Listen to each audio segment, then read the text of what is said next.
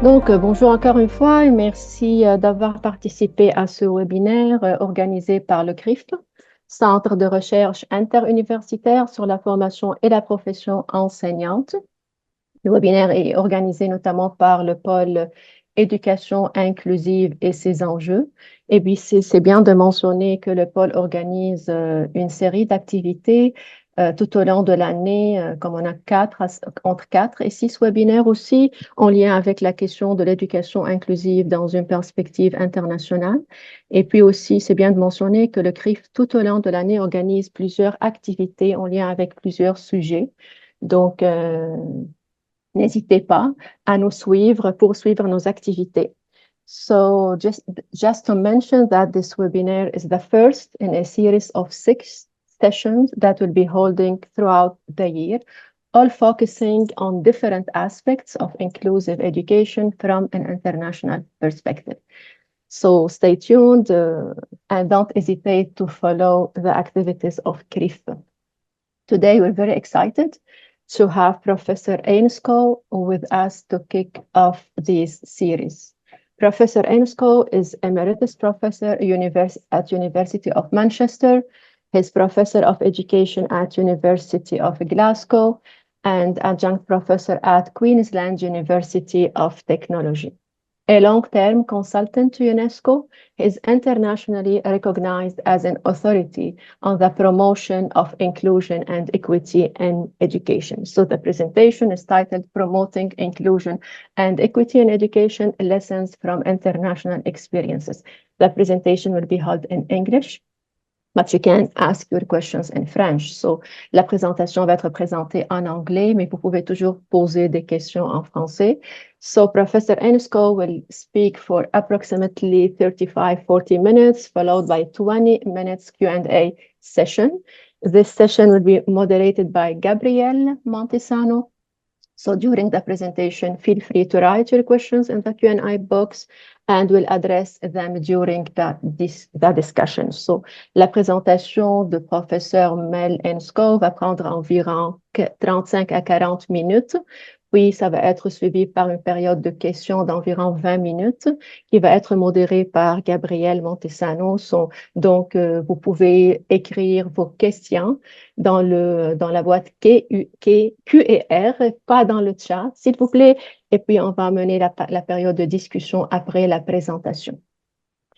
Professor Ainscow, thank you again for accepting our invitation. The floor is yours.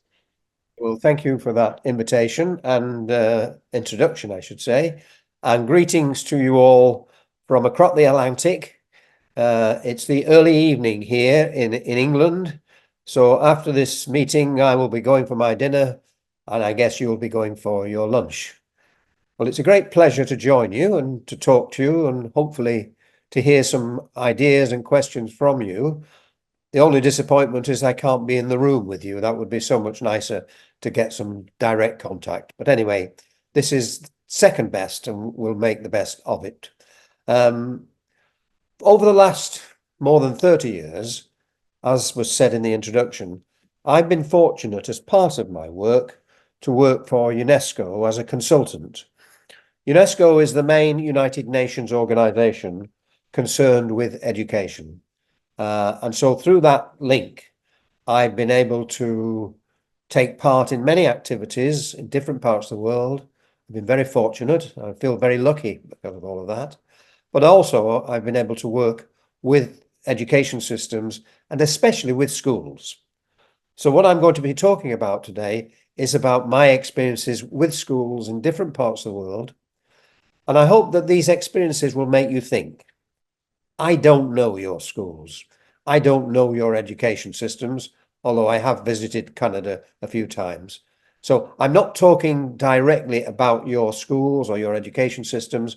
I'm telling you stories from other parts of the world. And I hope that my stories will act like a mirror.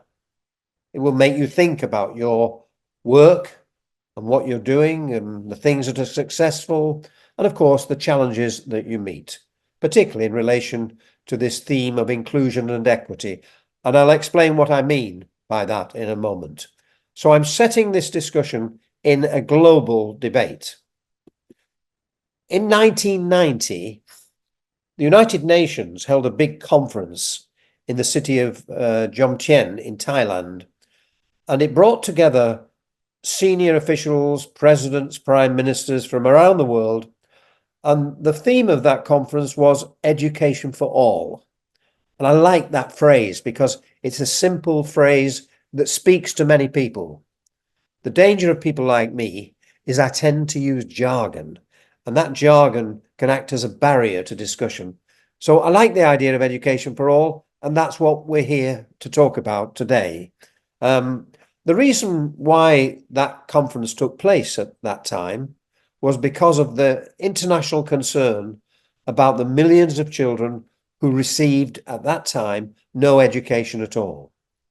Now, here we are now, all these years later, and it's still a crisis. The current estimate is that something like 260 million children around the world do not receive any education, certainly no formal education. They don't go to a school because there is no school where they live. They don't meet a teacher because there are no teachers where they live. So this crisis, which began with the idea of education for all in 1990, is still a crisis today. This photograph was taken some years ago in the city of Mumbai in India. It shows some children who are part of the 260 million. They live on a big estate in the city, an estate made up of simple homemade houses. We would probably call it a shanty town. In Latin America, they would call it a favela. The idea of people living together because of poverty in very simple homemade homes. So these children here that I hope you can see in the picture are part of the 260 million.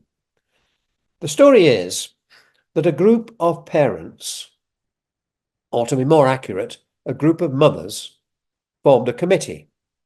And they believed in education for all, and they wanted all their children to have an education. They had some help from a charity.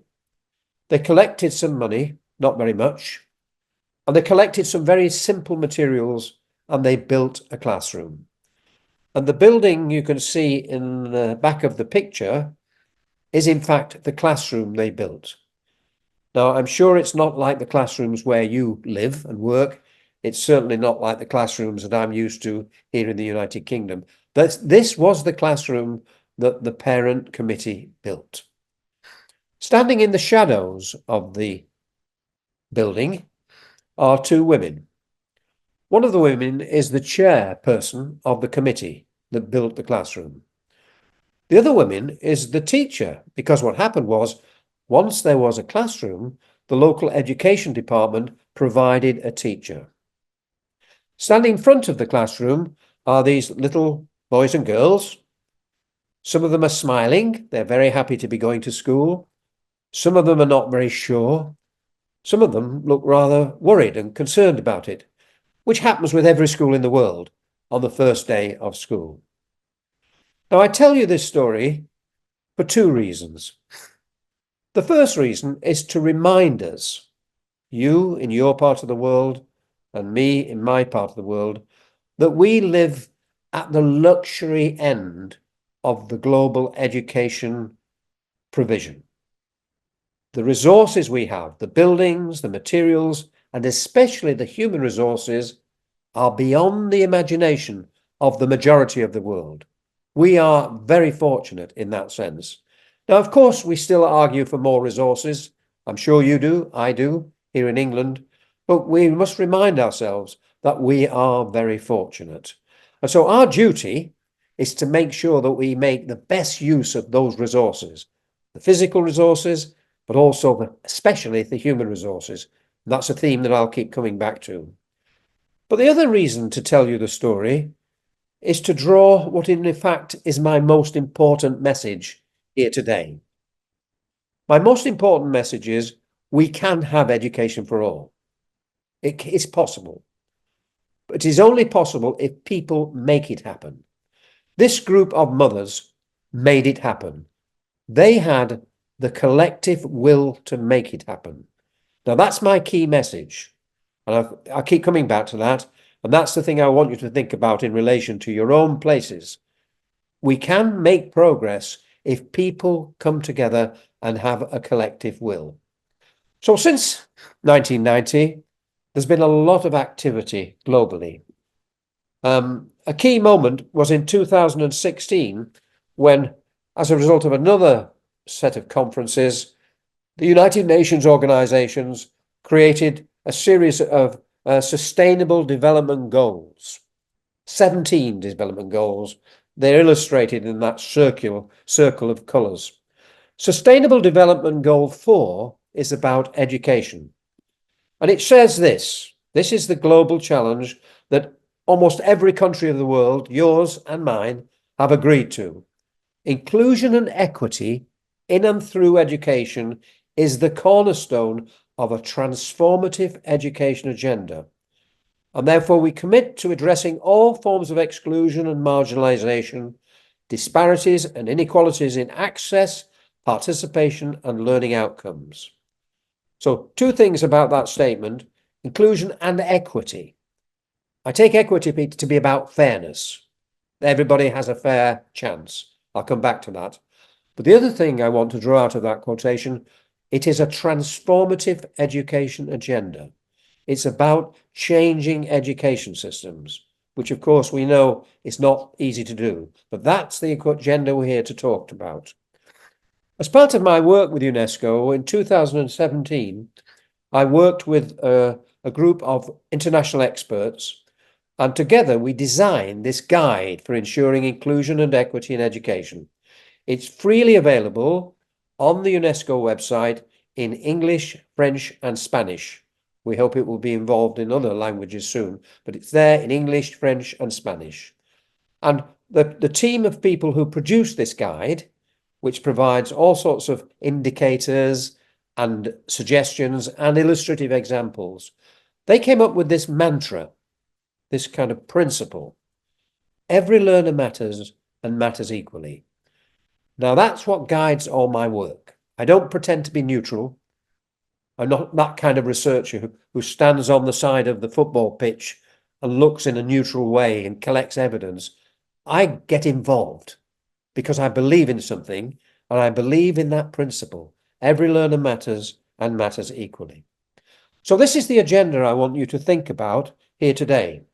How can we promote inclusion and equity in our schools, you and your schools, me here in the UK? And what does this mean for research and researchers?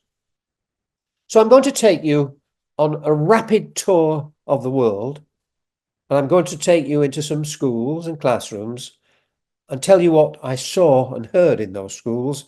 And from that, I'm going to learn or present some ideas, which I think are kind of lessons that I so far have made from these experiences. And of course, I continue to learn as I have new experiences. So we're going on a long journey. So I recommend that you fasten your seatbelts because there may be some turbulence along the way. Some of the things I tell you may be a little bit disturbing, just as when you're on the plane and the pilot says, fasten your seatbelts, there may be some turbulence. So where first? We're going to China. The first time I went to China, which was quite a long time ago, was part of my work with UNESCO, and we were working with a research institute in Beijing, the capital city, and we were working with a series of professional development materials which were about inclusive education. When I arrived, I was welcomed. The Chinese people are very welcoming if you get the chance to visit there. And it was explained what was going to happen during my visit. And it was explained that I would be introduced as a foreign expert. I found that a little bit disturbing, the idea that people would be told this is Mel Ainscow coming from the UK and he's a foreign expert.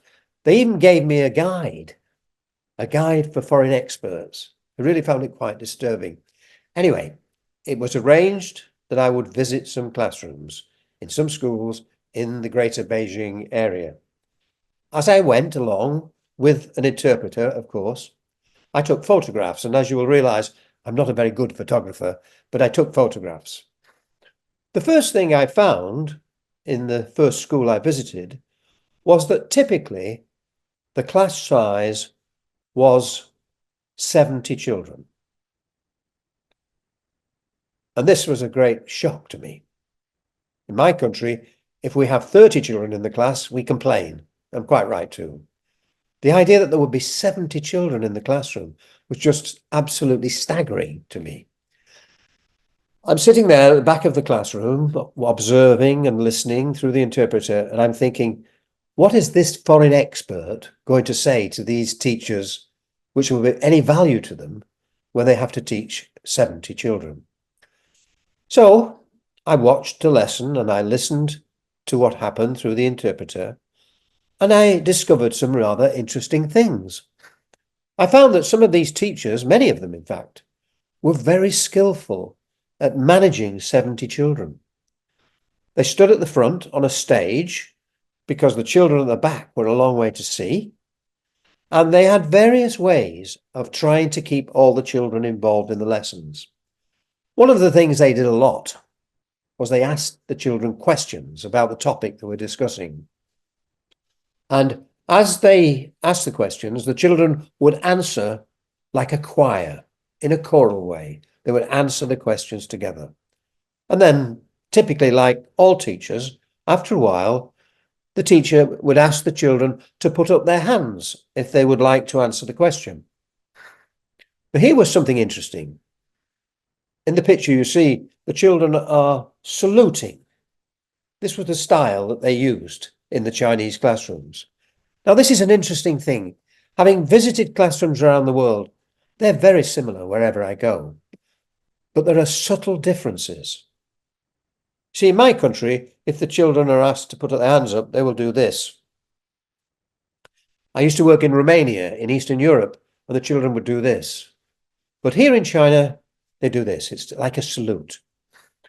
As I watched and listened, I realized that the teacher was asking children to respond to the question. Sometimes the teacher would ask children who had put their hands up, but just occasionally, the teacher would ask children who had not put their hand up. Now, this struck me as being a very clever way of making sure that all the children are listening. It's a form of inclusive practice, if you will, because what they're saying is you better listen because I may ask you at any moment. You have to be ready to be asked. Now, I think these are the kind of simple techniques that teachers learn from the very early days as a form of engaging the children. On these visits, I got the chance, of course, to talk to groups of teachers. And they told me various other things about their work. They explained, for example, that it was the custom that if a child was falling behind with their lesson, other children would be asked to support them at the break times and at lunchtime. And they explained to me that this was an expectation in the Chinese culture, that people were expected to help one another, and children were expected to help one another. Now, that's very different in my country. Children don't go to school to help one another. Quite the opposite. Their parents tell them to be best, to do best. You want to be the best in the class. And I saw lots of children in groups sitting around in the break time, helping one another. And then in the evening, I saw a similar thing in the city, in the town centre. Some children were meeting in the station. Some children were meeting in the library. Some children were meeting in the tea shop. If you go in the McDonald's, in various Asian cities like Beijing, Hong Kong, Singapore, they have little notices. It says, no studying. Now, I don't know about your part of the world, but in the McDonald's in my city of Manchester, we don't have signs saying no studying. But this reflects the culture of this community, a culture where people expect to help one another, expect to learn together. And of course, the teachers make use of that. So the first lesson I learned from this experience in China, and in many ways it was a kind of life-changing lesson for me in terms of everything else that I've done since then. It seems to me that the starting point for developing inclusive practice in any school is with the skills and knowledge of the teachers that are there. It's not about bringing things from anywhere else. Well, I'm not opposed to that. It's about making use of the expertise that's there. It's about moving knowledge around among the teachers in the school. Okay, where should we go next? Fasten your seatbelts again. We're going to Ghana in West Africa.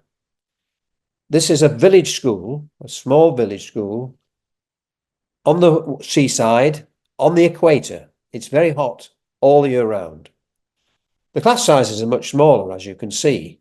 The resources, however, are not so good. Some of the children brought chairs from home in the morning and they carried them on their head because there wasn't enough chairs. And then they would take them home in the evening. There were no windows, just gaps in the wall. And if there is a visitor to the school, then sometimes people from the local community come to have a look at what's going on, especially if the visitor has got white skin, because there's nobody else with white skin in the village. I talked to the teachers in this classroom and I explained again that I was from UNESCO. I didn't say I'm a foreign expert, but I said, we would like to help you to do a better job with all of your children. What can we do to help you? And some of the teachers said, well, if you could buy us some textbooks. We only have one book for each class. And so we have to read from the book or write something on the blackboard. And I thought to myself, what an unfair world this is. What did it cost to fly me from the UK to Ghana? How many books could that buy? These are the sort of dilemmas that you experience in this kind of work. As I spent my time going around the classroom, I saw this boy. He has some kind of physical impairment. I was told that his father had made this stick so that he could go to school with the other children. I said to one of the teachers, how is it that this boy comes to your school? And he looked at me rather strangely. And I said, how is it that this boy comes to your school? And he said to me, where else would he go? You see, I was asking a question based on my experience in Europe, where we have lots of special provisions, special classes, different arrangements. There are no such arrangements like this in this village in Ghana. This is the village school. All the children go to it. All the teachers live in the village. These are all our children, and we work together to make sure that they all get a fair chance. So what I'm suggesting to you is that cultural attitudes, which will be different in different parts of the world, are part of the opportunities for moving in an inclusive direction, but in sometimes can also be some of the difficulties that we have to face. So the second lesson I took from all of this is that it's about how we see differences. Do we see differences as a problem to be solved? Well, of course, sometimes they are. Or do we see differences as part of what is normal and what we have to live with, but also what we can learn from? We can learn from differences. You see, I live in the city of Manchester. It's a very industrial city. It was the first industrial city in the world. And we've gone through a massive transformation in the last 25 years. In our Manchester schools now, something like 50 languages are spoken in the classrooms. And about 60% of our children are bilingual. We used to see this as a massive problem, but gradually, as the system has matured, we've realized that this is a stimulus. This is an invitation to innovate.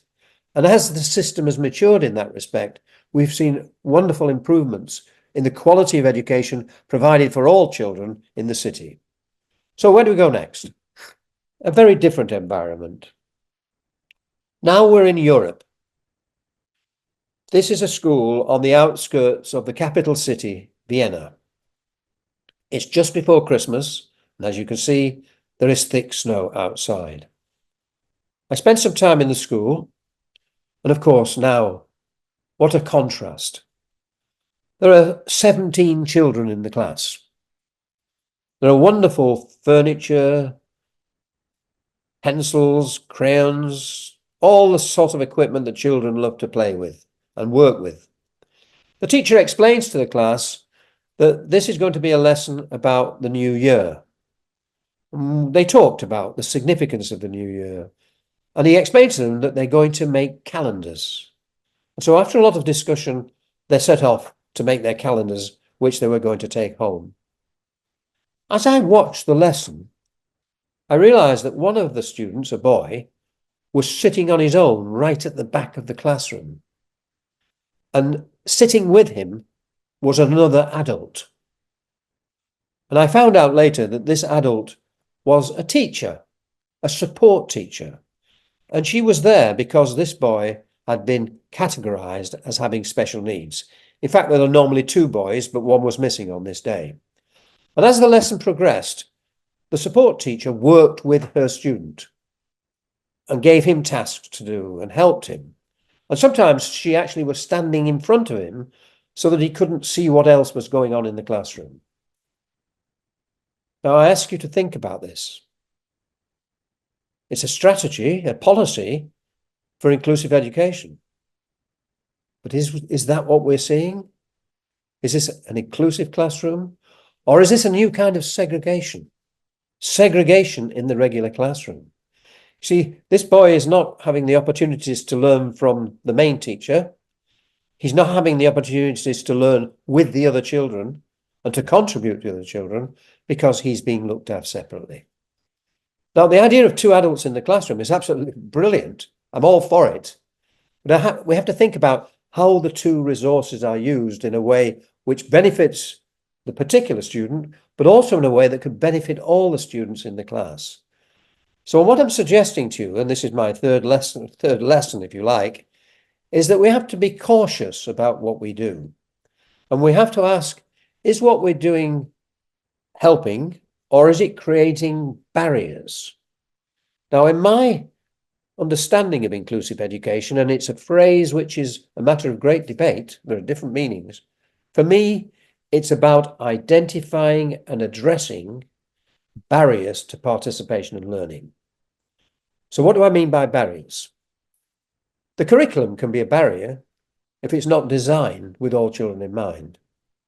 The assessment systems we use can be a barrier if they don't celebrate the progress of all of the children, some of whom are making relatively slow progress. Our teaching methods can be a barrier if we don't know how to design a lesson that will actually reach out and engage all the children in the lesson. Sometimes the most difficult barriers, difficult to identify and difficult to address, are the barriers in our minds. If we don't believe it's possible that all the children can learn together, then it's unlikely we'll make it happen. Now, let me make something very clear. I am not talking about barriers within children, or possibly barriers within families. That's the old thinking, in my opinion. That's the thinking of special education. And I come from special education. I was a special education teacher. I was the head teacher of a special school. So that's my background. And the perspective that comes from that background is to ask the question, what is wrong with the child? How do we fix the child? This is the shift, if you will, the paradigm shift. When we talk about inclusive education, this is my opinion, you have to decide for yourself, of course, is it should be about addressing contextual barriers. What is it that's wrong with the way in which we're organizing things within the education system? It is a totally different way of thinking about it. So keep that in mind as we go to the next school. We're now back in Asia, and we're in a school in the city of Vientiane, which is the capital city of the Socialist Republic of Laos. Laos is a small country trapped between Cambodia, Thailand, and Vietnam. Until very recently, it was very isolated. In the days when I used to go there, it was quite difficult to get a visa even to get in there. I think it's improved. I haven't been for a while. I'm watching a lesson in the capital city taught by a young male teacher. And he has prepared a picture, which he's pinned to the wall. And in the picture, he had drawn things from the local nature in the city, the trees, the flowers, the plants, the birds, the insects, and so on. And he talked to them for about 10 minutes about local nature. He then said to the class, I want you now to think about this question. And he wrote a question on the board. I want you to think about this question, and I want you to talk about it in your groups. Immediately, the children turned around and started talking in their groups. They had done this before. It was clear he didn't give them any instructions. They knew what to do. They knew how to work in groups. Immediately, the classroom was transformed. This classroom, where the children had been sitting passively, listening, or maybe not listening, now was a classroom of active learning. Look at this group of boys. Look at their body language. Look at their faces. Look at their engagement. One of the boys is keeping a record of what they've agreed in relation to the teacher's question. Now, this for me is a very clear, practical example of what we need to do to create an inclusive learning environment. This teacher in this very isolated part of the world knew nothing of research from the West. He hadn't studied the research, he certainly hadn't read it. But he had done what very creative teachers do, in my experience, and that is he had thought about how can he make his lesson more inclusive. And he realized that there were a fantastic set of resources he could use, the children themselves. Now, there is research from the West which would confirm that he's doing the right thing. There is research, as you probably know, on what we sometimes call cooperative learning. The idea of children like this, working in groups, learning together, solving problems together. Now, the research on cooperative learning, and there's lots of it going back 30 years or so, tells us that if teachers are successful and skilled in using that approach, underline that, if teachers are skilled in looking at that approach, you're going to have improved outcomes in 3 areas. You're going to see improved outcomes in terms of children's self-esteem. They're valuing each other. You're going to see improved outcomes in terms of behavior because they're learning how to behave together in a cooperative way. But then most significantly, you're likely to see improvements in attainment. So this is not so much a strategy for inclusion. This is a strategy for improving standards in schools. But then there's another set of research which comes to the same conclusion. This is research about integration or inclusion, whichever word you want to use. And it says this, if you're bringing a new child into this school, somebody who's been ill maybe for a long time, maybe somebody who's moved from another country or another part of the world, maybe somebody who's been in some kind of special provision, then you need to place them in a classroom where some of this goes on for some of the time, so that the newcomer is integrated into the social milieu of the rest of the class. If it's a classroom where children sit on their own, in rows, working in isolation, it's very difficult to become integrated. So this is part of my argument that I want you to consider. My argument is this: if we can become successful in making our classrooms and our schools more inclusive, it will benefit all the children. So for me, a move towards inclusion and equity is a pathway to excellence. Now, for some people, that's a difficult thing to accept. For me, then, the 4th lesson, it's about making use of the resources that are there, particularly the human resources, and I would say particularly the children themselves. There's more and more research now which shows that where teachers are skillful at listening to children, taking account of their views, but then encouraging them to be active in making the lessons more inclusive, that will bring about improvements. Okay, I hope you're keeping up with me. I've not got many places to take you left now. We're in India. We're in a government school in the capital city, New Delhi. It was the first time I'd been to India. And as always, when I go to places, I go with certain expectations. No idea where they come from, but you usually have an idea. And my idea was that the Indian schools would be very formal. The teachers would be doing all the talking, and the children would be quietly listening. But in this school, this government school in a very poor part of the city, I saw the most wonderful active learning. Spent the whole day watching lessons. In this lesson, for example, the children were doing a role play activity. And they worked in groups again. The idea of groups seems very important to all of this. And they took different roles. Somebody was a mother, somebody was a father, somebody was the grandmother, and so on. And they had a problem to solve in the group. The lesson was very active, and to be honest, was quite noisy. And certainly all the children were very engaged with what's going on. There came a moment in the lesson where the teacher said to the children, "Stop, sit down." And then she said to them, "I want to find out what you've been learning." And she got the children to take turns in explaining to the rest of the class what it was that they had been learning. Now, here's another example of a teacher using a technique which we know about through the Western research. Again, probably that teacher doesn't know about that. The idea of not just the group work, but also the idea of children becoming teachers, children teaching each other. We know from formal research that when teachers are skillful at using that technique, the children go through a process of what's sometimes called overlearning. Something they've recently learned, they learn in more detail. I saw many wonderful lessons in this class, in this school. And at the end of the day, I had a meeting with the teachers. And I told them the truth. And I said, "I wasn't expecting this. I'm really surprised."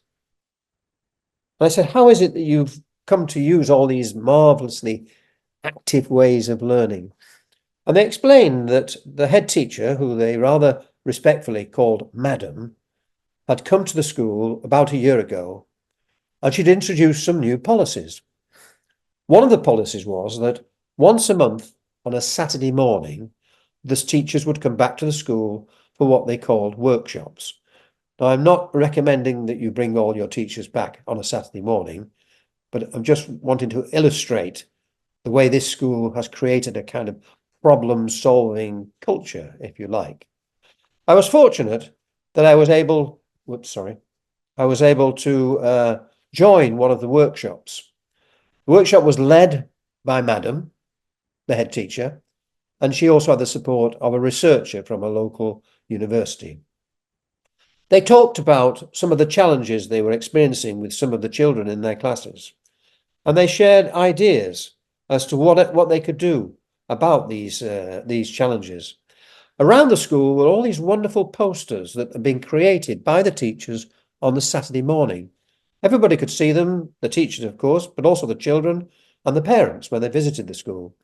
The two women in the picture, one is Madam, the woman in the red sari is Madam, and the other woman is the researcher who's helping them.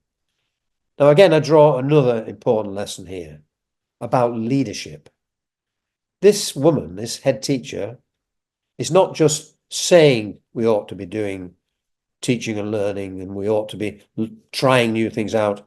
She's actually leading it. Again, lots of research from the West talks about head teachers as instructional leaders, people who take a lead in making things happen. In talking to the teachers about all of this, I said, this must be quite good that you're doing these workshops. And they said, but we've learned something else. They said, we've learned that if you want to improve your practice and you want to try new ideas out, you need support in the classroom. You need somebody to help you with that. And they said, so one of the things we do, just occasionally, is we will pair with another teacher and the two of us will be in the classroom together, working together, planning together, seeing one another working. Now, again, there's a pattern here. There's lots of research about this. Where teachers have a chance to work together and see one another working, it stimulates very powerful professional learning. I asked them the rather obvious question, how do you find the time? And they said, well, it's a difficulty, it's a challenge. And they said, one of the things is that Madam sometimes will come and take the class to release a teacher. And I thought, wow, that is real leadership in action. She's taking the class so that colleagues can work together in a process of professional learning. But they said it's not the answer, because it's a big school and Madam is very busy and she can't be doing all this in the time. So we're finding other ways of solving the problem. They said, so sometimes we put two classes together. I said, how do you do that? You've got 45 children in each class. The classroom's very crowded. How do you put two classes together?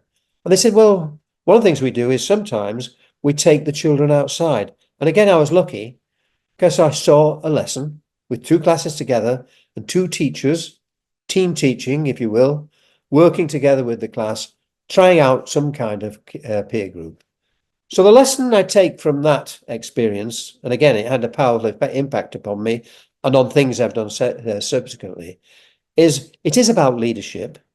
It's about creating a change in culture in the school community where there is a language of practice being developed so that people can talk about what they do. You see, I watch lots of lessons. And when I watch a lesson, if I can, I sit down with the teacher afterwards and I say, this is what I saw you do. This is what I heard you do. And this is what I heard the children do. And when I do that, especially with experienced teachers, they express surprise and they say, I don't remember doing that. Did I do that? Which, of course, reminds somebody like me, who lives in the kind of twilight zone of the education service, how intensive the day of a teacher is. There's no time to talk. There is no time to think aloud. You're too busy sorting things out. You have your plan, but you know there are 30 other plans in the room, and you've got to make sure those plans fit together. So what happens in a school of the sort I'm talking about is deliberate attempts are made to create a culture where people are talking to each other and experimenting. Okay, last step on our journey. We're now in the United Kingdom. I've been working with a group of schools in the last 3 years in a city where we've been trying out some of those ideas that I talked to you about before. And the idea is that came out of the discussions amongst the head teachers in this particular network was that the schools would form learning trios. And the idea of the learning trios was that 3 schools would get together and just occasionally senior people from the schools would spend a morning visiting the other school. So typically the model is 2 head teachers, or it might be 2 deputy head teachers, spend a morning in a partner school. They observe what goes on informally. They will go around the school watching and listening. They talk to children. They talk to teachers, of course, and they get a sense of what life's like within the school. At the end of the morning, the 3 school leaders come together and they share their impressions. And I've been fortunate to shadow a number of these, we call them peer inquiry visits. It's a kind of peer review, if you will, but it's inquiry based. It's about collecting evidence. And I've been sitting quietly in the room while 3 senior leaders talk about what they've seen and heard and realize the expertise that's there, which again needs to be drawn out in some kind of language of practice. It's a wonderful experience to have the opportunity. So that's my last lesson, really, I think. Much of what I've talked about is what goes on in classroom, what goes on in schools. But I think what we're learning, certainly now here in the United Kingdom, is that schools can learn from one another. So let me summarize the message that I've given. It's about starting from the skills and knowledge that's there in the school. It's about moving knowledge around. It's about using differences to stimulate innovation and experimentation. It's about focusing on barriers, remember contextual barriers, and finding ways of addressing those barriers to improve participation and learning. It's a social process. It's about making use of available resources, particularly human resources. And I want to again emphasize, particularly the children themselves, who can become active in making the school more inclusive, more effective. It's about changing the culture of the school so that actually experimentation becomes part of the way we do things around here. And through that, people talk about their practice and become more articulate. And finally, you add to that the possibilities that schools can learn from one another. If you're interested in these ways of working, through my UNESCO work, we've developed a set of professional development material.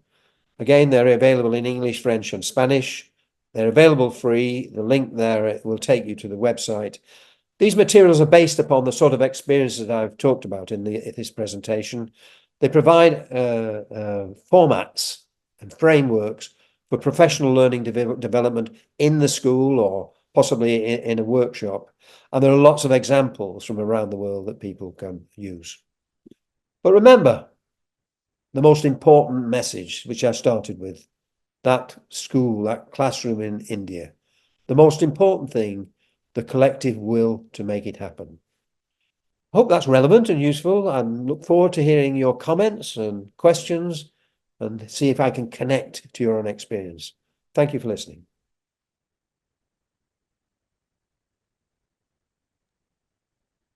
Thank you, Dr. Ainscow, for your insightful and captivating presentation. The way you organized your ideas and the lessons that you shared with us today with the use of storytelling was incredibly engaging. On behalf of the CRIFPE and everyone here today, I want to thank you very much. So everyone who's connected today, you can ask your questions in the Q&A. Please do not ask them in the discussion. I'm only going to be looking at the ones in the Q&A, so you can ask them in French or in English. I'll be saying them in English if ever you write them in French. Donc, tout le monde, vous pouvez poser vos questions maintenant dans le Q&A, pas dans la discussion, s'il vous plaît. Vous pouvez les poser en français ou en anglais. S'ils sont en français, je vais les traduire pour Dr. Ainscow. So we already have one question. Maybe we can continue with that one. So the first question we have from Yakuba Dauda is, what will be your thought about educating very severe disability children in inclusive schools? Yeah, it's a good question, and it's a very appropriate question. In trying to answer it, I have to be honest, I can't give you a direct answer, of course, but I'll provide a commentary on it, really. I see the idea of inclusive education as a journey, a process. In that sense, every school is to some extent inclusive. Every school is on the journey.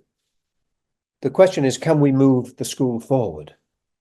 And of course, we'll never finish. There'll never be an inclusive school. It's impossible, because there will always be new children with new challenges that come along. And so that's why I say it's a journey or a process. It's a never-ending journey. And of course, there'll always be children who teachers in a school will say, well, what do we do now? But I don't think that means doing something separate. I think in the kind of schools that I've been describing, they would know what to do. They would know that they would have to get together and think about how do we collaborate. They would certainly know that they would have to draw the families into that discussion. And of course, they would also know that they would look externally for expertise that can help them along the way. So I stress again, it's a never-ending journey. I've done quite a lot of work over the last 30 years in Portugal. And Portugal is probably the most inclusive education system in the world. They abolished all their special provision about 20 years ago. There is no special provision. All the children go to the local school, including some children who have very severe impairments. The schools work in clusters, local clusters, so they provide support to each other. And the expertise that was in the special schools 20 years ago has not been lost. It's there to support the mainstream schools. And so in each of the clusters, there'll be educational psychologists, there'll be speech therapists, and so on. So we're talking about creating a kind of problem-solving education system, which recognizes there will be new challenges, and some of them will be beyond our experience, but that's part of the journey. So there isn't a simple answer, but it's an absolutely appropriate question to ask. And all I can say is, when I visit the schools in Portugal, I see many children who here in the United Kingdom would be in special provision, and they're there in the regular schools, and the schools are trying to find ways of including them. But it's the same message. The answer is cooperation within the school, between teachers, between children. Child to child can be a very powerful form of support. And of course, vitally, working with families and with the community. Mhm. Thank you. We have another question. When you were talking about the school in India, talking about active learning, you talked about overlearning. What did you mean by that? Well, it's a bit of me drawing on formal research, really. I mean, there's research from a psychological perspective which says that when human beings are asked to teach something they have recently learnt themselves, then they go through what's been described as overlearning. In other words, they deepen their understanding of what they're doing. Now that applies with adults, but equally, I think it has a potential to apply with children. And I'm sure that the teachers in that school had no idea about that research. But I think, like so many of the stories I've told you, I want to underline it really. The creativity of teachers, even teachers in quite challenging circumstances in terms of lack of resources, their commitment and their creativity to find ways of making their lessons more effective. Much of this is about teachers, there's no question about it. Teachers are the key people. Teachers are the people who will make a difference. And that's why I think policies for improving the quality of education has to concentrate on supporting teachers and also recognizing them. I think in some of the most successful education systems in the world, I've been in Norway and Italy recently, and in both places, teachers are very much valued in the community and very highly trained. Most of them have master's degrees. I met teachers in Italy who are paid by government to study PhDs. Now, that doesn't happen in my country. Sad to say, don't come to England to see all the good practice. Go to some of the other places I'm talking about. So I think for me, the key is the teacher in the classroom. Sometimes when I'm talking to teachers, I say to them, when I'm doing workshops and things, and I sometimes say, believe me, yours is the most important job in our society. And I can see when I say that, some colleagues will smirk. Important job in society? Do you know how much I earn? And I understand that, but what could be more important than preparing the next generation of citizens to learn together, to live together, to value each other? So this is not just about education in schools. It's about creating more effective societies, more democratic societies, more caring societies. And when you think that the troubles that are going on all over the world at the moment, surely that has to be our priority, that the next generation of children are better prepared to live together than we were. Someone else has asked, do you think equity is an inappropriate word when we compare such different realities with pretty different cultures, needs, priorities, contexts? That's a very interesting question. I'm not sure whether I even understand the question fully, but so what I say might not quite address what you're saying. But I mean, I take equity broad. I mean, there's a big literature about equity which I haven't read, so I don't pretend to be an expert or a specialist. But I take equity to be about fairness. That everybody, my Australian colleagues talk about everybody having a fair go. That everybody has a fair chance. And I mean, this is enormously varied from country to country. I mean, there are many positive things about our education system here in England, and we've made great progress. But you can't say it's fair, because clearly all learners are not valued equally. Some are valued more than others. Some have greater opportunities than others. So this is about opening up doorways and, as I've said, addressing barriers. Around that principle, every learner matters and matters equally. I mean, that's why I don't pretend to be neutral about all of this, and I don't carry on working simply because I want to do sort of research. I want to make a difference, and I believe we can make a difference. And I've seen enough experiences in some fairly tough places to believe if we work together, we can make a difference in relation to that principle. Every learner matters and matters equally. The next question, I'm gonna put two in one because I think they Well done. differ. Yeah.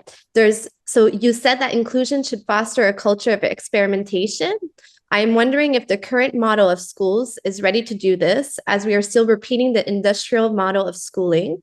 How can one encourage teachers and administrators to let go of the traditional images of schooling to the benefit of being able to include kids with disabilities. And someone also asked, how can we improve inclusive dynamic in schools where teachers are stuck in the old thinking of special education?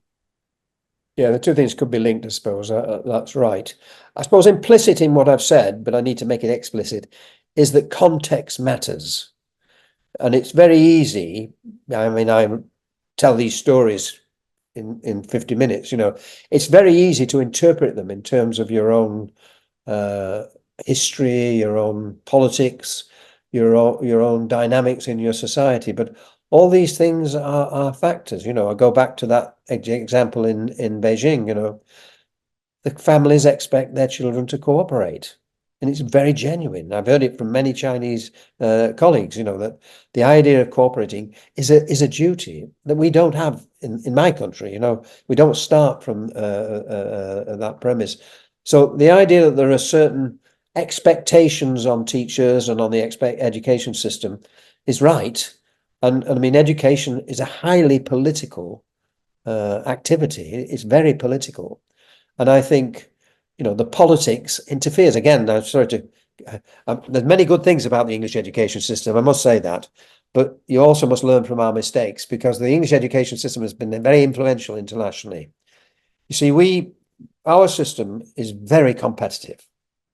We have many different types of schools, some of them like the charter schools in the United States, for example. We have many different types of state schools. It's based on competition between schools, competition even between children, of course. And the idea is that within the competition, families will have choice. And so the way we orchestrate that is that our children are tested very often, and the tests are published to illustrate how well the school is doing. And these results are in the newspaper. They're kind of like the sports league tables. Who's the winning school? Who's the second school? And so on. Who's the failing school? But then, as if that's not enough, we have inspections. And again, the inspection reports are published. And it may be said in the newspaper, this is a failing school. Now, behind that idea is that competition will, and I'm using the language of politicians, drive up standards. But of course, there's another side to that coin. We have lots of children in special provision. We have lots of children excluded because of bad behavior. We have lots of children who don't come to school because they think it's a waste of their time. And it's an inevitable logic of the competition. A competition is to create winners. How do you create winners? By creating losers. Now, that might work in the market, in the shopping mall. You can have winners and losers, and the losers will go out of business. We surely can't have an education system that is designed to create losers. So these policies, and they will be different in different parts of your world there in North America, these policies undoubtedly shape what happens in schools, put pressure particularly on school leaders. But just to say, by reason of optimism, they can't be with us all the time. They can't be inspecting us. They can't be checking us all the time. There is always space within schools to create a culture and creative way of working.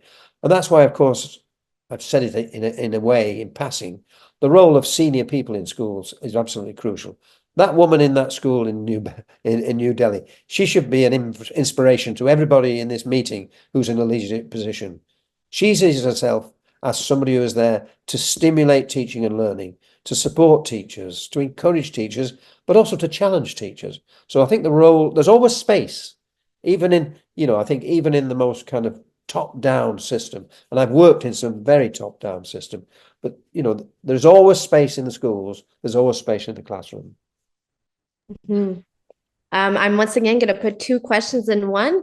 When you were talking about Portugal being an inclusive education system, someone asked, is Portugal able to manage the different cultures and the presence of immigrant students better than other countries? And there's someone else that also asked, what barriers are immigrant receiving countries faced with in terms of the social educational integration of immigrant children? That's a really good question, and thank you for raising it. And it is an issue in Portugal. Portugal, it's a very small country, 6 million people, and they have a long tradition because of their history of immigration from parts of Africa, from Brazil. The positive side, of course, is that many of the immigrants speak the host language. Not all of them, but they speak the host language. And I was involved 2 years ago in a study of the Portuguese education system for the OECD. A group of us did a review of inclusive education. You can find the report on the OECD website. And to stress again the idea of a journey, it's not perfect. The immigrant children and young people we spoke to, by and large, seemed to be pretty welcomed and felt to be at home.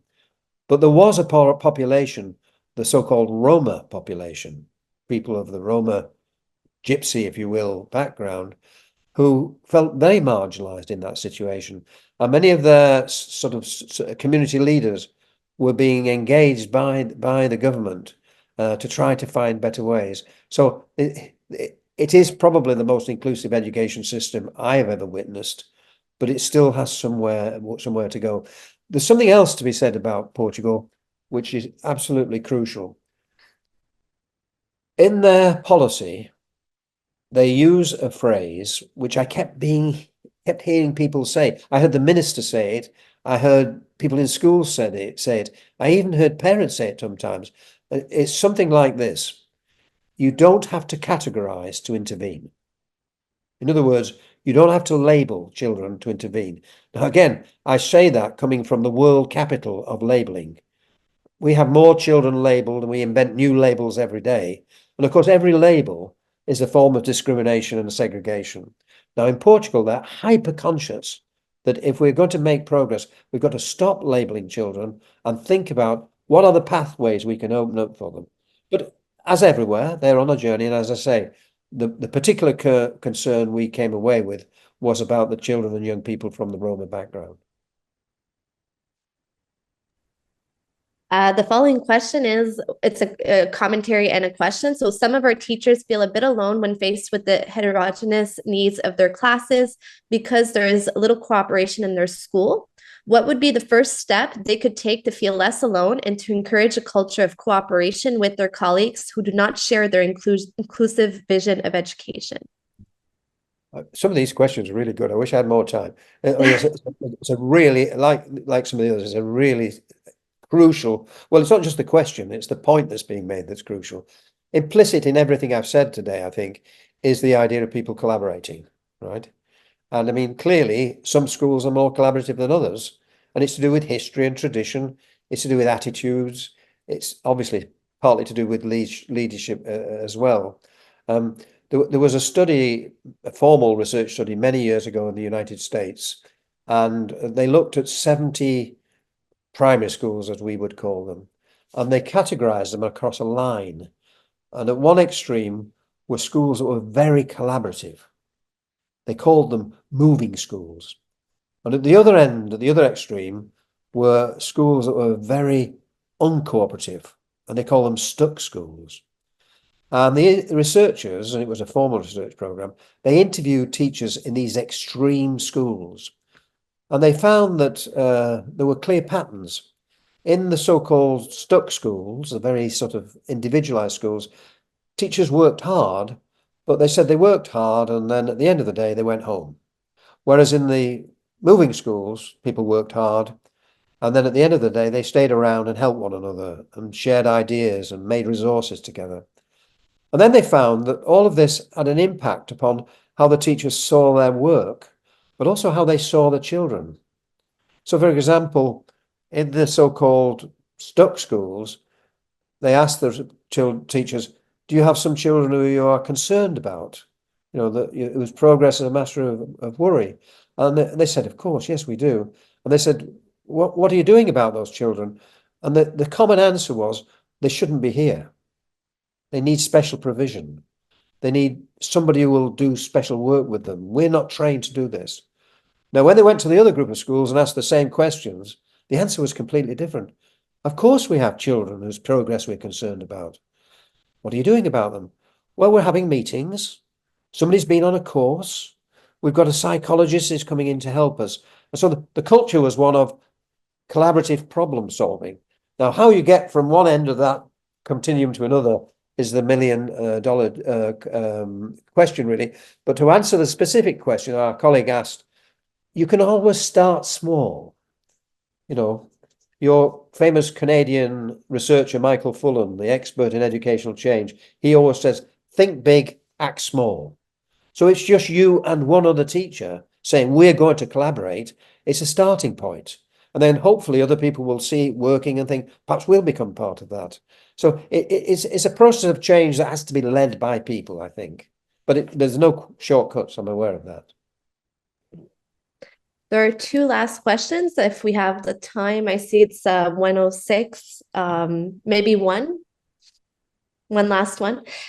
So here in Quebec, in Canada, Quebec, our educational system is asking for more and more segregation instead of inclusion. And often equity is passed through segregation. So someone is asking if you have any advice to help in that movement towards more inclusive education and less segregation. It's rather tragic to hear that, and I do keep in touch with the Canadian situation through things I read on Twitter particularly, and I'm aware that even in some of the provinces where there's been a long tradition of inclusion, like New Brunswick, for example, that people are talking about it's going backwards, that there is increased exclusion and segregation. It's rather sad to hear all of that, not least because the rest of the world, I talk about Portugal, but much of the rest of the world talks about Canada and says, look what's happening in Canada. So I beg of you all to fight back, to deal with it, you know, to convince people. The argument I put forward, which for some people is counterintuitive, I'm saying again, the pathway to inclusion and equity is the pathway to excellence. Go back to Portugal. Over the last decade, as the system has become more inclusive, the results of the country on the PISA tests, which, as you know, are used to test how children are performing, Portugal's gone up and up through the last 2 or 3 things. So it's not easy, and I'm not saying it's a simple, quick fix, but that's what we have to fight for, to convince people that this is something that will make the education system better for all children. Thank you. Thank you very much, Dr. Ainscow. So we're going to finish off the conference here to let you get to your supper, your dinner on time. I just want to thank you again for everyone and for CRIFPE. Pour tout le monde qui est en ligne aujourd'hui, on vous invite à consulter notre site web pour voir les prochaines midi-conférences qui auront lieu au sein du pôle de recherche sur l'éducation inclusive et ses enjeux en milieu scolaire. Nous vous remercions énormément d'être connectés aujourd'hui, puis nous souhaitons vous revoir prochainement. Thank you very much.